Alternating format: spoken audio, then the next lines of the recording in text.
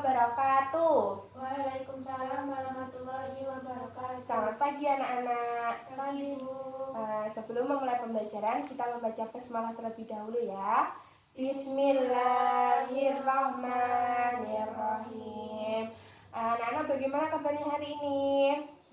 Alhamdulillah. Alhamdulillah sehat semuanya ya. Nah, ice breaking terlebih dahulu ya. Ice breakingnya masih sama seperti yang kemarin, yaitu tepuk semangat. Sudah bisa kan pastinya? Dengan ketiga dimulai. 1, 2, 3. Tepuk semangat. Semangat. Semangat. Sudah semangat semuanya? Sudah. Kemarin Ibu sudah menyampaikan akan mempelajari tema berapa? Tentang apa? Jadi hari ini kita akan belajar tema 2, yaitu persatuan dalam perbedaan, subtema 1, rukun dalam perbedaan, pembelajaran ke-1. Dengan 3 muatan pembelajaran apa saja? Bahasa Indonesia, IPS, dan juga IPA.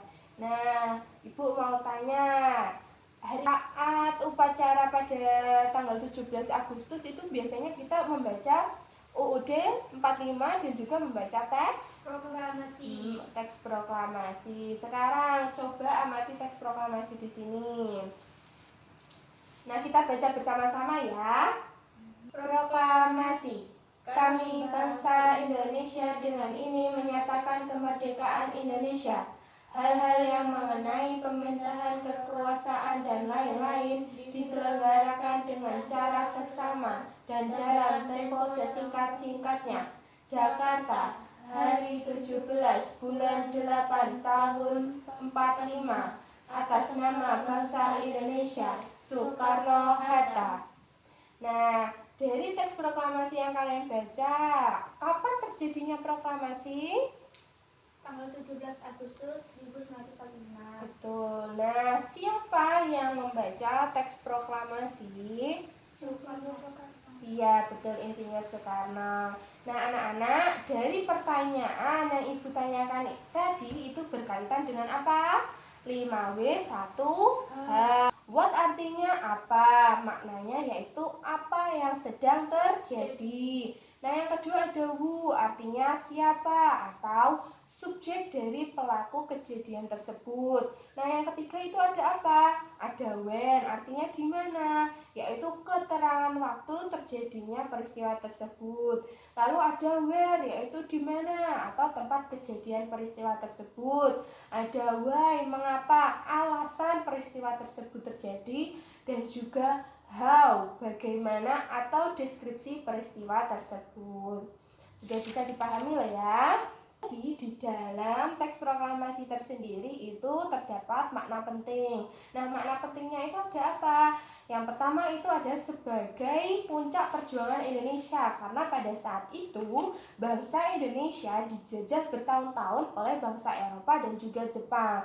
Lalu akhirnya seluruh penduduk di Indonesia bersatu melawan para penjajah dengan bukti adanya proklamasi kemerdekaan. Yang kedua itu ada pengakuan dari luar, yaitu dengan pembacaan teks proklamasi pada tanggal 17 Agustus, Indonesia menyatakan kemerdekaannya. Pengakuan ini disebut dengan de facto dan diikuti oleh pengakuan negara lain atau disebut dengan de jure. Nah, yang ketiga ada apa? Menaikkan martabat bangsa Indonesia. Nah, dengan adanya pembacaan teks proklamasi ini sebagai pesan bahwasanya Indonesia negara yang bebas akan penjajah dan memiliki martabat. Yang ketiga ada apa? Ada perjuangan negara baru, di mana Indonesia itu dibangun oleh rakyat untuk mensejahterakan rakyat. Nah, yang terakhir ada apa? Ada tonggak sejarah negara Indonesia, di mana dengan pembacaan teks proklamasi itu awal dari masa kemerdekaan Indonesia. Nah, sekarang coba amati video di depan. Penerapan makna proklamasi kemerdekaan Indonesia dalam kehidupan kita sehari-hari.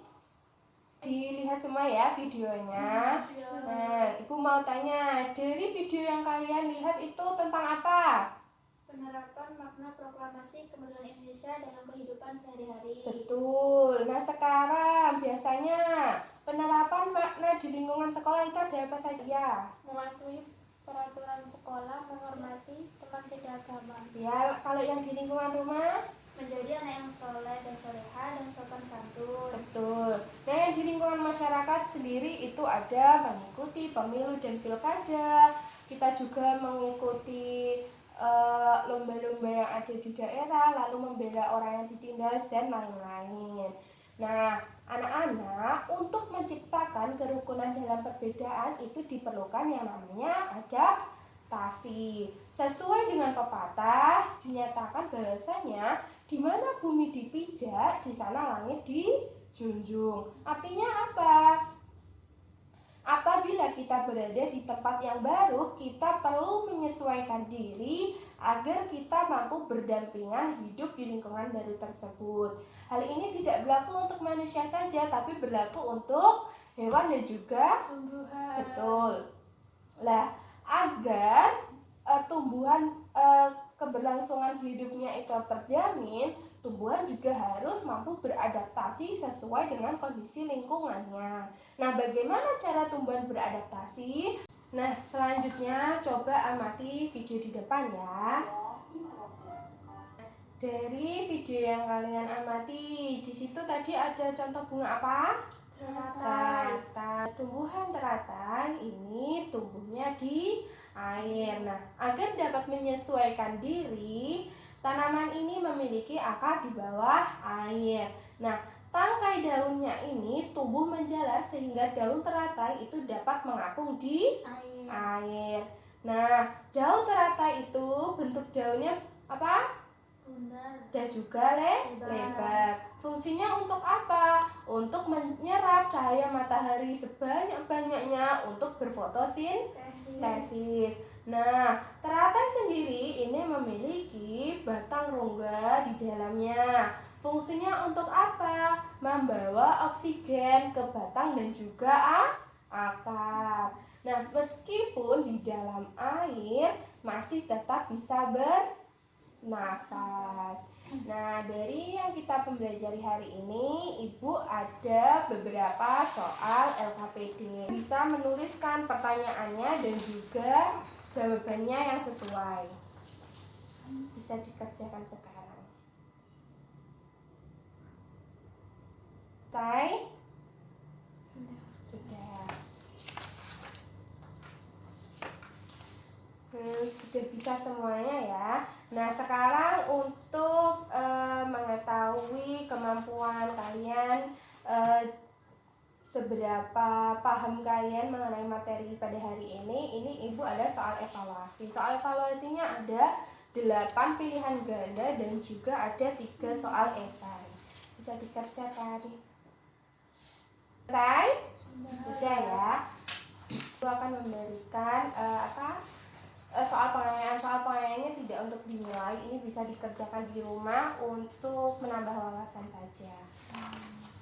Sekian, wassalamualaikum warahmatullahi wabarakatuh. Waalaikumsalam warahmatullahi wabarakatuh. We got that.